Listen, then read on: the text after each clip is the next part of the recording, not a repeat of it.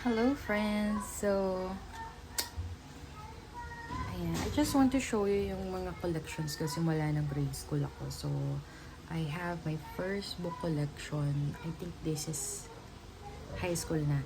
But I meant nung grade school is yun pala yung nag-start na nagbabasa ako ng mga pocket books.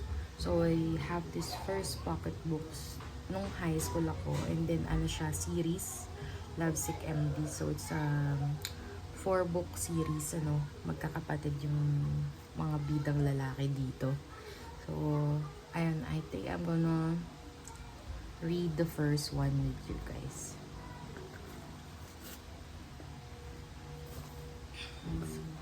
This one, Antidote for Heartache. This is a story Dr. Oliver A.M. Antidote for Heartache by Elise Estrella.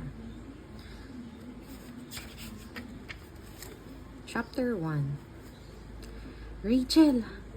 Napabalikwa si Dr. Oliver Legaspi nang magising siya ng sariling sigaw. Basang-basa siya ng pawis kahit pa malakas ang aircon sa kanyang silid at hinihingal siya na tila ba tumatakbo siya ng pagkalayo-layo. Ang mga berdeng numero lamang ng kanyang digital alarm clock ang tanging ilaw sa loob ng kwarto. Ayon doon ay alas 4:30 pa lamang ng madaling araw. Hindi na niya kailangan pang makita ang petsa. Alam niya kung anong araw ngayon. Daig pa ng mga bangungot niya ang kalendaryo o alarm clock. June 15, ang araw ng pagkamatay ng kanyang mga pangarap. Bumangon siya at naupo sa gilid ng kama. Kinusot niya ang mga mata bago idinaan ang mga daliri sa gulugulong buhok. Hinintay niyang bumagal ang pagtibok ng kanyang puso at bumalik sa normal ang kanyang paghinga. 3 taon na ang nakalipas, ngunit hindi pa rin niya makayanang kalimutan ang nakaraan. At lagi na lang sa madaling araw ng June 15, ginigising siya ng mga alaalang nagpapanggap na masamang panaginip. Nang maayos ng muli ang kanyang paghinga at hindi na kumakabog ang kanyang dibdib, binuksan niya ang lamp sa side table bago kinuha ang silver picture frame na kinalalagyan ng larawan nilang dalawa ng una at nag-iisang babaeng minahal niya. Nakangiti roon si Rachel habang nakayakap sa kanya. Puno ng buhay at pag-ibig ang mga mata nito. Puno ng pangarap para sa kinabukasang malapit na sana nilang simulan. At sa isang iglap, mabagal na ibinalik ni Oliver ang picture frame sa side table bago siya tumayo at nagtungo sa banyo para maghilamos. Alam niyang hindi na siya makakatulog, mabuti pang maligo na siya at nagbihis. Na-late siya sa Monday morning breakfast sa bahay ng kanyang magulang. Nakaupo na sa harap ng mesa ang kanyang mga kapatid nang dumating siya at nakikita rin niyang malapit nang magtampo ang kanyang nakalabi ng mommy. Mom? Bati ni Oliver nang lapitan niya ang ginang para gawaran ng halik sa pisngi. Pinangunahan na niya ito bago pa siya masimulang mapagalitan. Mamimiss ko ba naman ito? Di ba promise namin sa'yo na dito kami mag-aalmusal kapag Monday? Hinaplos ni Mrs. Olivia Legaspi ang pisngi ng panganay na anak bago ngumiti. Hindi mo rin naman mayaalis sa akin yung magdamdam, biro nito. Maski nga si Sam ay nandito, alam mo namang nakatali ang kapatid mong yan sa ambulansya. Ma'am naman, bulahaw ng bunsong anak na si Sam. Ma-hurt ang feelings ng ambulansya ko, tumawa ang magkakapatid.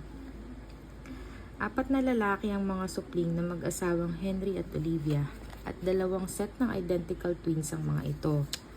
10 minuto ang tanda ni Oliver sa kakambal nitong si Garrett at 2 taon ang tanda nilang dalawa sa sumunod ng mga kapatid. Nakambal din sina Jordan at Samuel. Ang lagi nilang sinasabi ay quadruplet sila dahil magkakamukha silang 4. Nakuha nila ang kagwapuhan ng kanilang ama, bistisuhin with lean and angular faces and handsome features.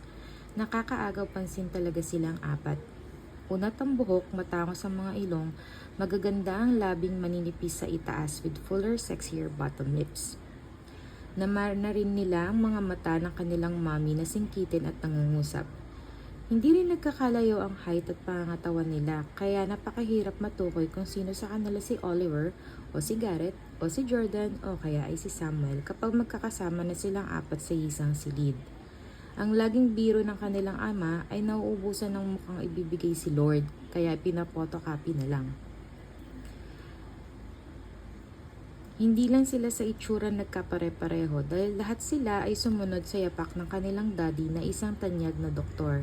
Iyon nga lang, iba-iba ang kanilang piniling specialization. Pediatrician si Oliver, general practitioner si Garrett, cardiologist si Jordan at ER doctor naman si Sam. "Tinanghali ka ba ng gising?" tanong ng kanilang ina.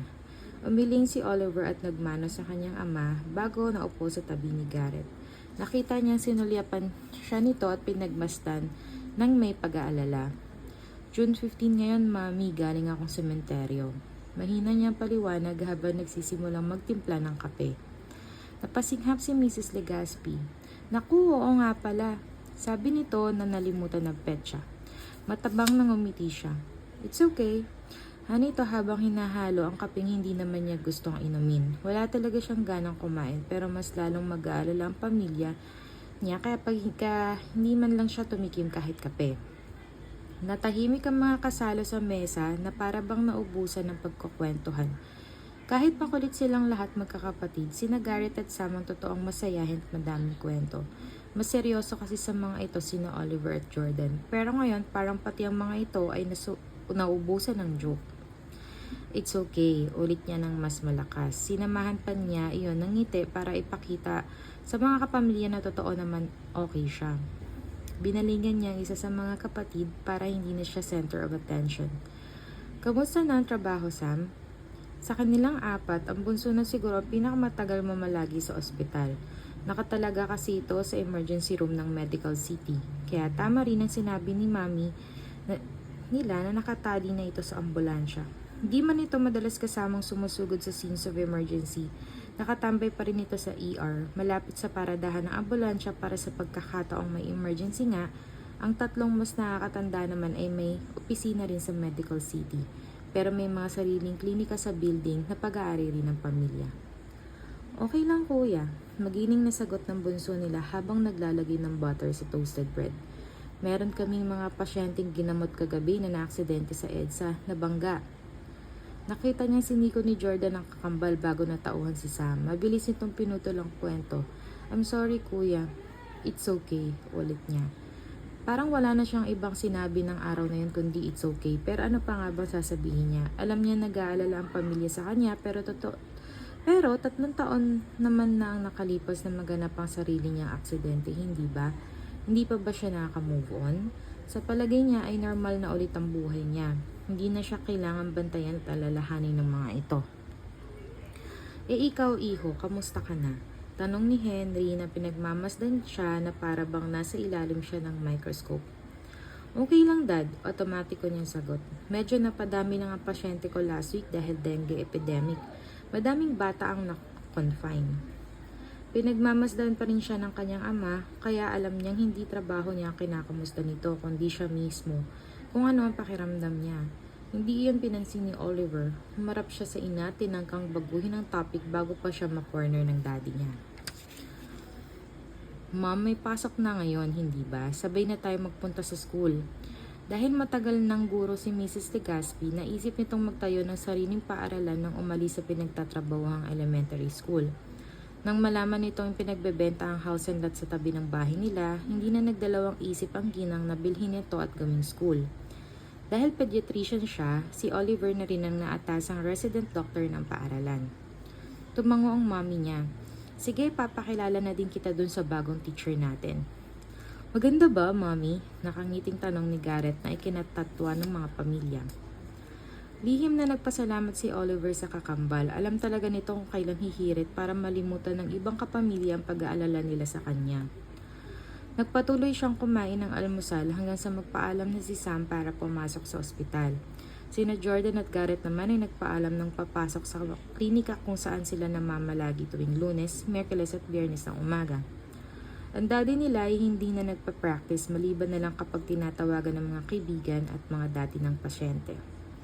Nagpaalam lang ito nang muling aakyat at magbabasa ng dyaryo. Alam ni Oliver na tatapusin lang nito ang crossword puzzle sa dyaryong dala. Pagkatapos ay aalis na rin to para makipaglaro ng golf sa kumpare nito.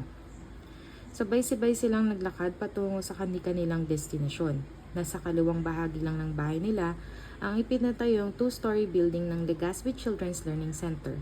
Ang building na kinalulungaran ng Legazpi Medical Clinic ay nasa kaliwa naman ng kanilang tahanan. Nagpaalam muli si Garrett at Jordan at tumuloy na sa klinika. Pumasok naman si Oliver at ang kanyang ina sa eskwelahan. Pinati sila ng gwardya na hindi na magkamayaw sa dami ng mga tao sa loob ng paaralan. Nursery hanggang kinder 2 lang naman ang tinuturuan nila at halos 20 estudyante lang meron sa isang klase. Pero madami pa rin iyon kung isasama excited at ninenervyos ng mga magulang na naghahatid sa kanilang mga anak sa unang araw ng klase. Ang paaralan na iyon ang siya masasabing passion ng kanyang mommy. Napakahilig nito sa mga bata. Kung hindi nga lang ito nahirapan sa panganganak, baka mas madami pa sila sa 4 na magkakapatid. Ipapakilala lang naman kita kay Teacher Emma, sabi nito habang binubuksan ang pinto ng opisina. Hindi mo naman kailangan mamalagi sa clinic na school. Okay lang, Mommy, tugon niya. I-check ko na din ang supply sa clinic. Sige, pero halika na muna sa classroom para makilala mo na si Emma.